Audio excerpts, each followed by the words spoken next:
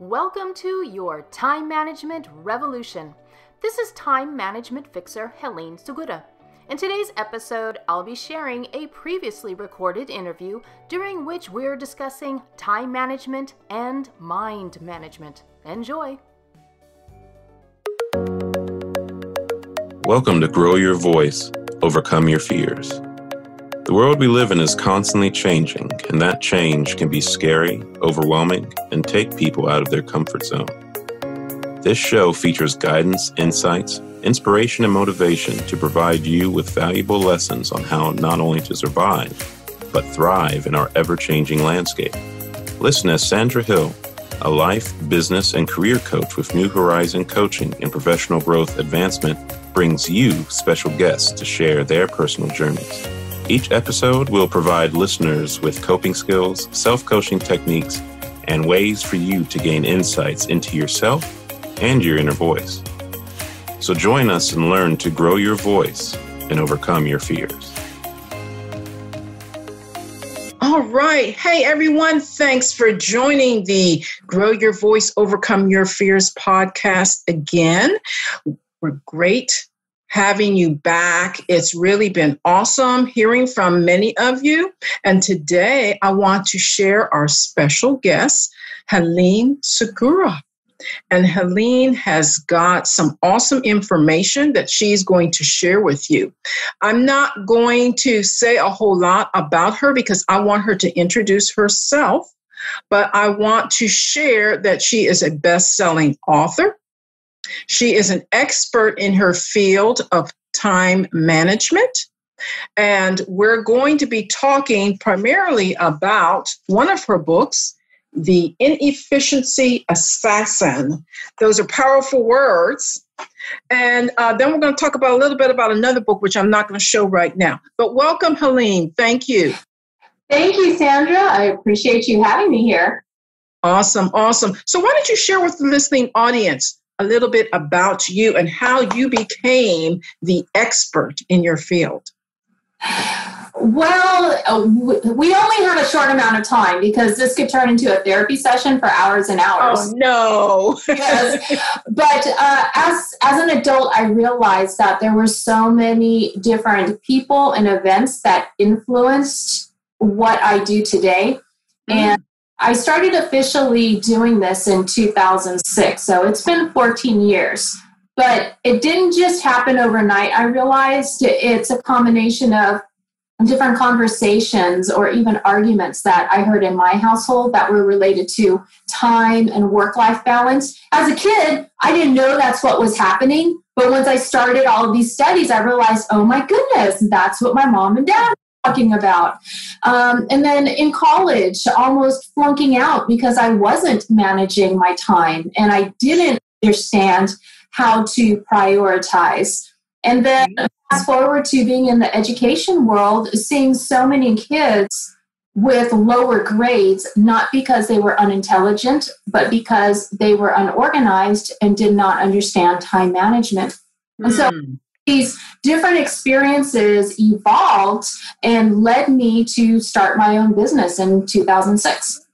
Okay. Wow. And what's the name of your business? It's called Living Order San Antonio, since I am based in San Antonio. Okay. And it's about living life to the fullest and having an idea of how to run your work life, your personal life, so that your whole life can be what you want it to be. Okay. That's an interesting concept, but I'm sure it resonates with lots of it, especially myself, because time, there's only 24 hours in the day, but it seems like it gets eaten up, sometimes in bite-sized chunks, and it gets away from you. And I was always told, plan your work and work your plan.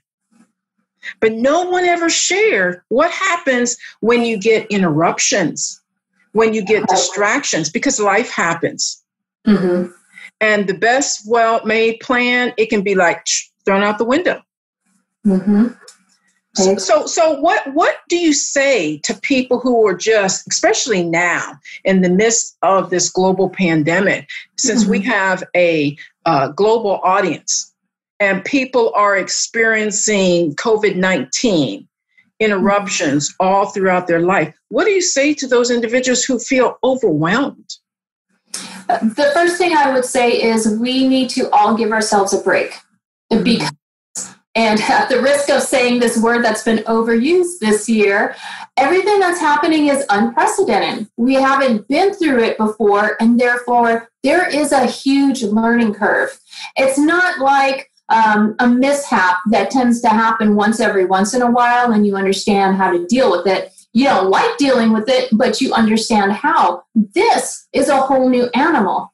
And we've had flu outbreaks before. We've had SARS before. In South Texas, we had to worry about the Zika virus. This is completely different, where you can just walk next to somebody and catch what could be a life-threatening disease. And this has changed the entire way that we live, because so many of us had to start working from home. Mm-hmm. We had to do this with everybody in the household in the same place, and that has never happened before. You know, it's one thing to be stuck. I know that's a naughty word to use about loved ones, but it's one thing to be stuck with family for a weekend. It's another to be stuck with the people you're supposed to love for 6 months. It's this whole new ball game. So, number one, you have to give yourself a break. And number two, it's more important than ever to make sure that you do not schedule out every second of every minute.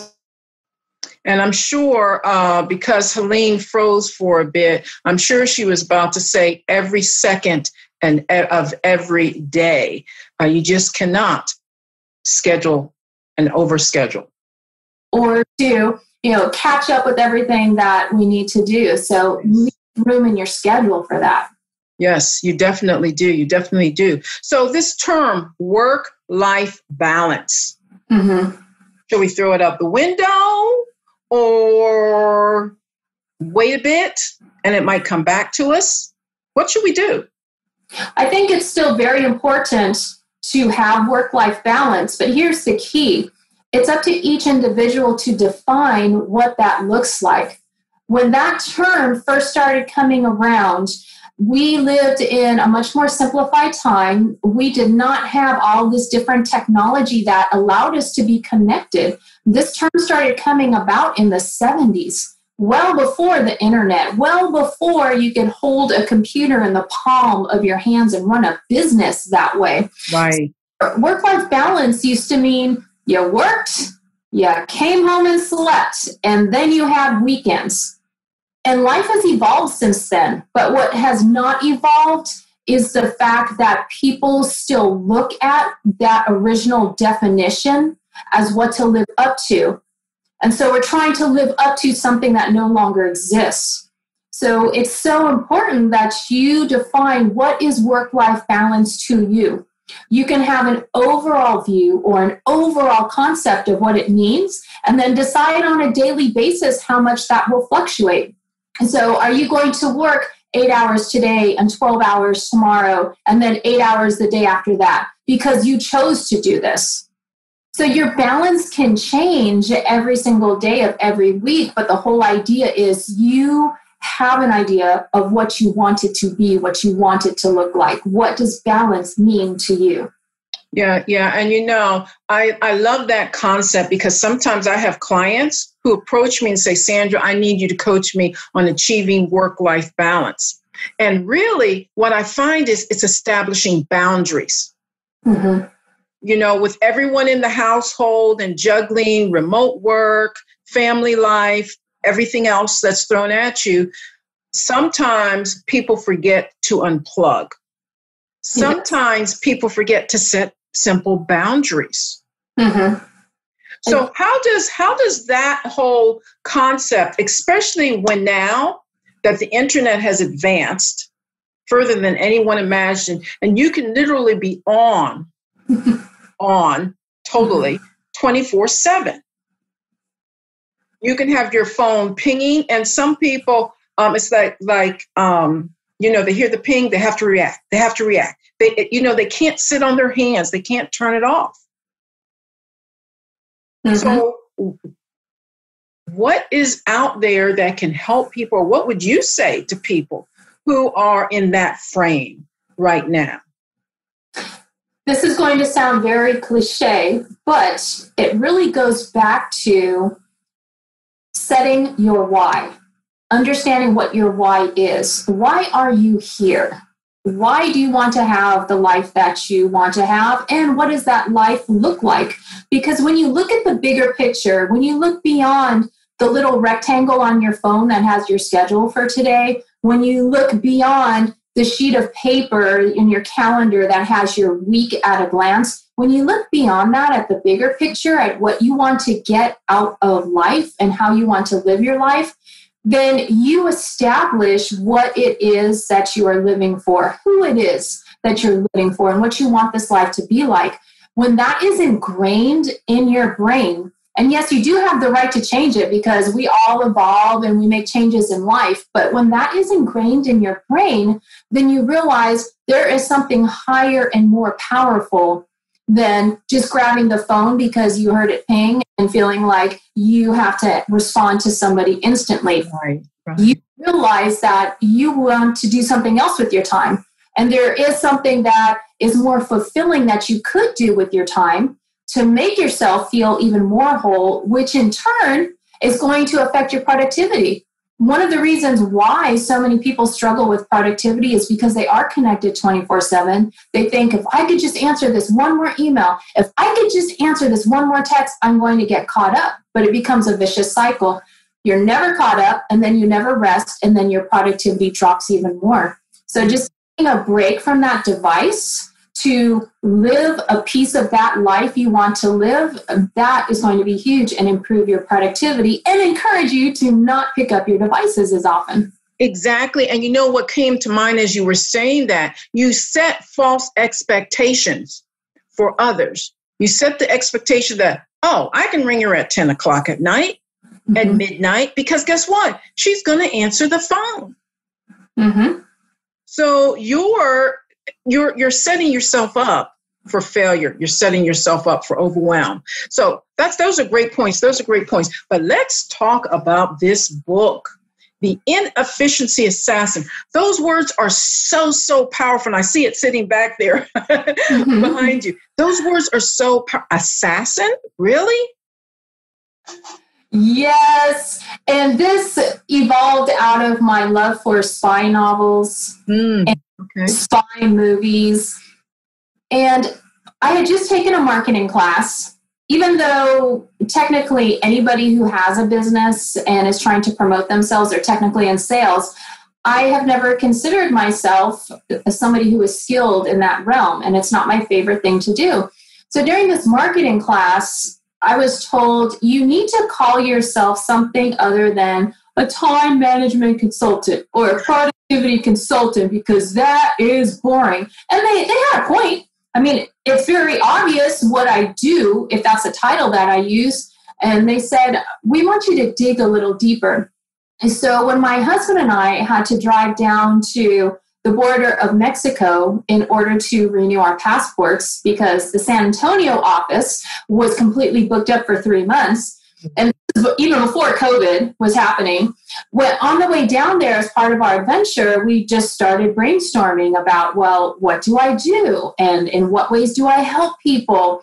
And then we also happened to be driving by Border Patrol, and we saw a whole bunch of guns. And then I was reminded about a movie we had just seen. And then I said, I know, it's the Inefficiency Assassin because I help people slay lost time. Whoosh. At first we were joking, but then when we ran it past a few people, they said, well, that would certainly get people's attention. And it did. And you know what? It got my attention. You know, the byline is under here, time management tactics for working smarter, not longer. And I tell you, you guys have got to pick this up, even if you think you are the best planner. You know, I had a schedule. I'm one of these people who multitask, even though there's not supposed to be such thing. And I had a schedule. So for my household, I had a color-coded calendar. I knew who needed to go what. I had all the duffel bags packed in my trunk, had lunches, snacks, sometimes even dinner, on ice. And it was like clockwork for, as my sister says, 22 years. How'd you keep it up? I wasn't counting. I just did it. Clockwork. Boom, boom, boom, boom, boom. Mm-hmm. That now, to this day, I still set that schedule. I still set it with boundaries, but I now know, as you say, not to schedule every living part of your day. Things happen. And when things happen and they're not on your calendar, you get stressed out, get overwhelmed, and all of a sudden you eventually fall to pieces. And looking at I'm opening this book here, looking at your table of contents, you've got it so concisely laid out. And I've got a program and project management background. So I was like, oh yeah, this is great. So how did you come to write this book in such a manner as you did? Because it's really great, not just to read through, but also as a reference. Well, thank you very much, Sandra. I appreciate the fact that you recognize that. When I sat down to write this book, it was because I had heard from so many clients, well, I realize you can't live with me, but is there a way I could have you 24/7? I have somebody to go to all the time for advice. Why don't you write a book? And when it got to be multiple people saying this, I thought, well, they have a point. I've been helping people for almost 10 years at that point. I have plenty of knowledge to share. So what I did was, as I was writing, I wrote to my clients. And I thought about my clients who had the deepest struggles, my clients who were in the most pain. And it's not to belittle anybody else who wasn't as greatly challenged or wasn't in as much pain, but I just felt like they needed the help even more. So I was writing each chapter to a specific client to help out that painful period. And then when it came time to put the entire book together, when I thought about who my audience is, my people struggle with time. So my people don't have time to sit down and read an entire book. Then I developed this so that way they could just read a chunk at a time. They could read it in any order. All they have to do is go to that table of contents you just mentioned and triage their situation and then jump to that chapter. And eventually they would gain back enough time to go ahead and read the book in order. But in the meantime, they could grab enough information to help them get started. So that entire book was put together for my clients and with them in mind. Also with the understanding that my clients weren't the only folks who needed help with managing their time. So it would help others as well. Wow. Well, I tell you, I applaud you because that is a brilliant strategy. I was going, people used to nickname me the Ever-Ready Bunny because I was going. Really? I majored on sleep patterns of 4 hours. Wow. For the longest. My mom said when I was little, she used to have to tie a rope over me to the bed because I was always going. Mm-hmm. And I never would shut my eyes. I didn't understand the concept of sleep, rest, sleep, rest. And it actually took a major illness just recently to stop me in my tracks, force me to reassess, reevaluate how I was doing, who I was, where I wanted to be, assessed my whole life. And basically, there were so many things I couldn't do and things I couldn't eat, couldn't say. And when I say couldn't do, I am normally right-handed, but I have been ambidextrous. So when I couldn't move my right hand, I started doing things with my left, and I started typing and jotting down things, all these things I wanted to do, and planning out different things, and using that information to help others, and using that information to recognize, hey, you have to readjust your time and your time commitment to others, as well as your time commitment to yourself. Right. So how in this book do you address the time commitment? How do you let people know that, like the airline folks say when you get on the plane, the safety measure, if something should happen, put the oxygen mask on yourself first before you help others. So how do you address that specifically in this book? Well, actually, that analogy you just used is one of those that I included in the book, but there's also a bigger discussion about how usually the folks who get so run down from helping other people are nurturers. And so it is a part of their DNA. It's a part of their personality to want to help people. And they always put other folks first. Yeah. And you have a different subset of folks who may or may not be nurturers, but they get their fulfillment from work, or they're trying to escape something by working more. Either way, they're working around the clock and not taking a break. So no matter which one of those categories somebody can fit in, what's not happening is self-care. Right. Self-care is tied to productivity, because if you don't take care of yourself, then you can't take care of those around you as well as you could have. You aren't as productive. And in fact, you end up losing time when you have to go to the doctor's offices, when you have to go to medical facilities, because self-care has not been implemented as much as you could have, and therefore you wind up going to see doctors. So there's a discussion in there about that, how even though in this society, and especially for females, we are told not to put ourselves first, and that's considered egotistical, in the end, it is so important that you put yourself first, not out of ego, but out of caring for yourself and for others, because you can be the best version of yourself if you take care of yourself first. And that will make you so much powerful to the others in your life. Yeah. Yeah. Well said. Well said. Unfortunately, I had to learn it the hard way. So I tell my client, don't do what I did. You don't want to do things the hard way. So I'm going to segue to another one of your great books, Okay. The Great Escape.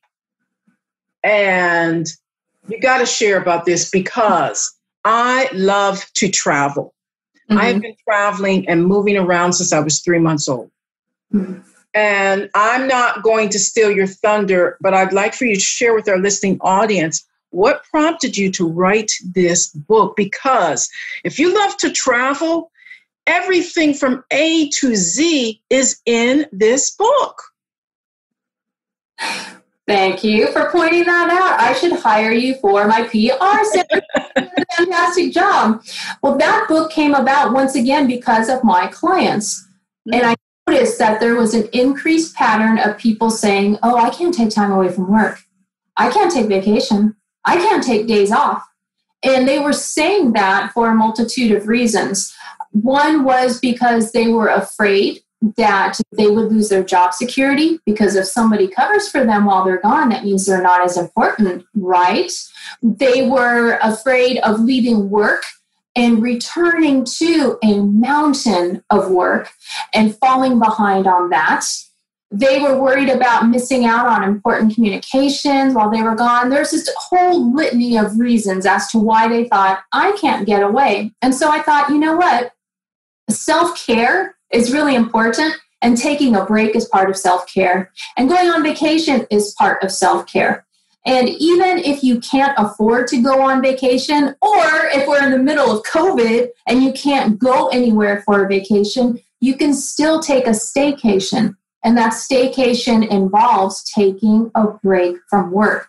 So that's how the book evolved. And it's a combination of stories and lessons learned, and of course the travel tips. But what makes this book different from other travel books is the piece in there about how do you line up everything at work so that you can truly be gone. You can be as unplugged or plugged in as you want to, but all the information is there that you need to completely unplug if that's what you wish, for a day or 2 weeks or a month if you like.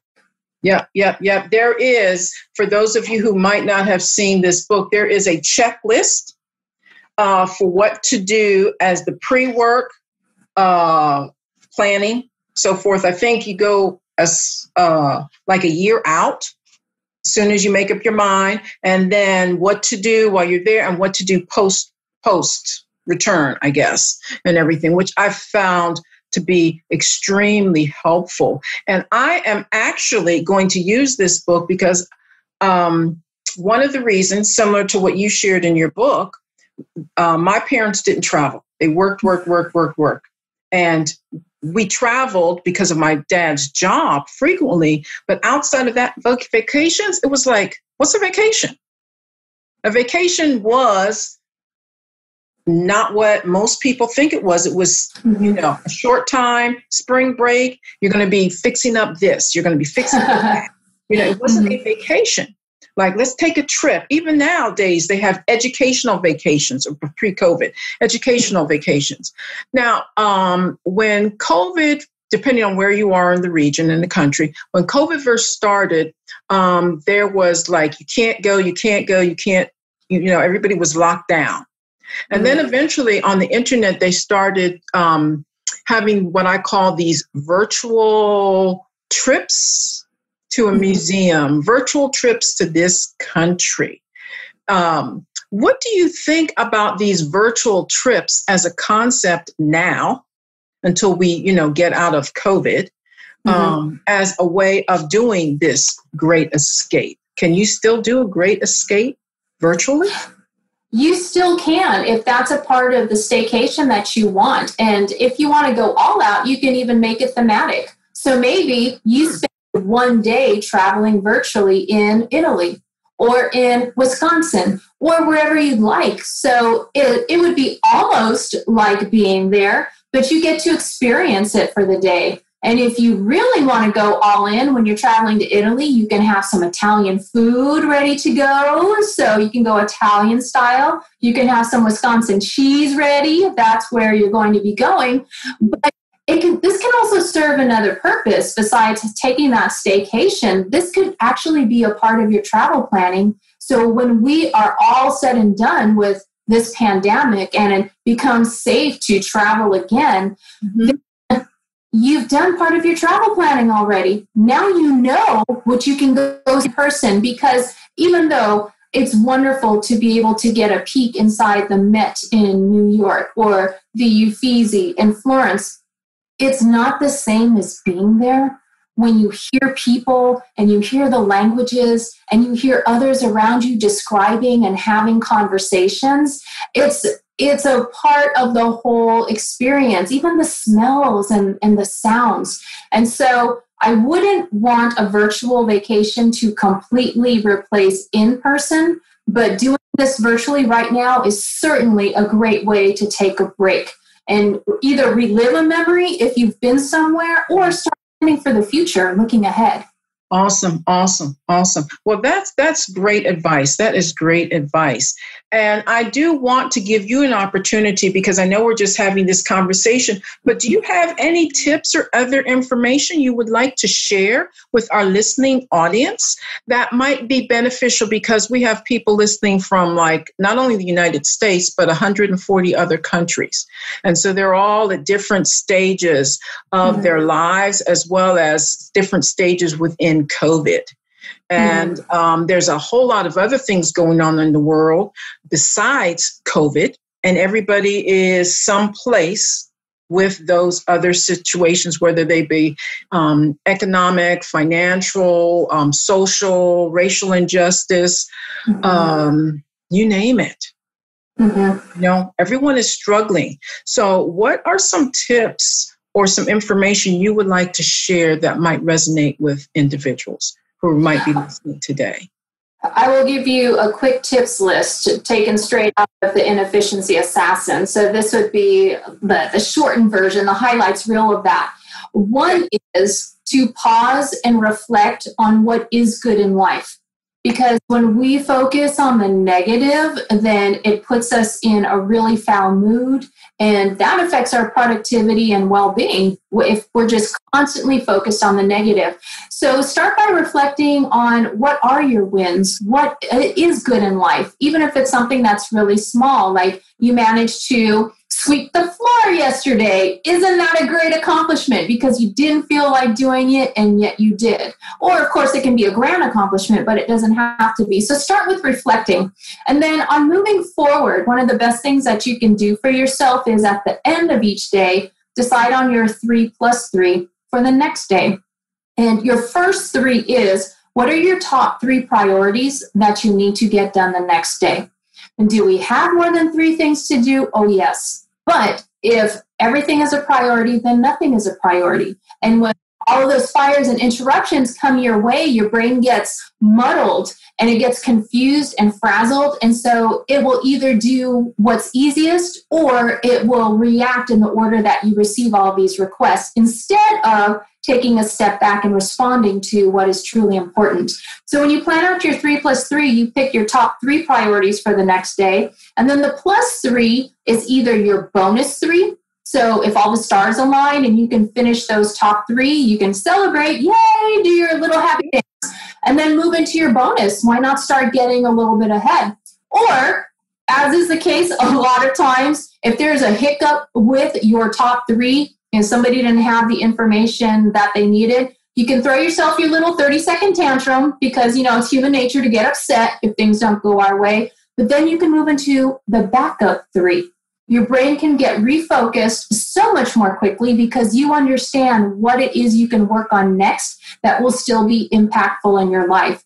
And when you do this 3+3 at the end of the day, for those folks who have sleep issues, this actually starts to help a bit if your sleep issue is not medically related.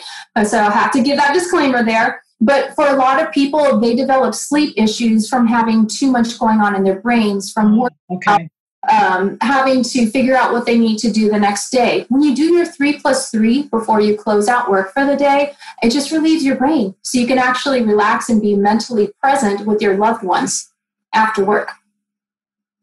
That in a nutshell would be, the quick lesson to get. Yeah, that is awesome. That is awesome. So I was jotting these down. If you saw my head moving, I was jotting these down because I need you to be my coach. Because we all need help and everything. And sometimes, we can share with other people, but we can't take our own medicine sometimes.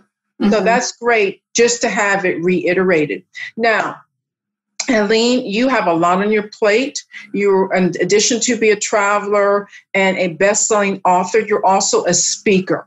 So how can people get in touch with you if they want to have you speak virtually at some session or some organization, or if you do one-on-ones? How can people reach you if they have questions?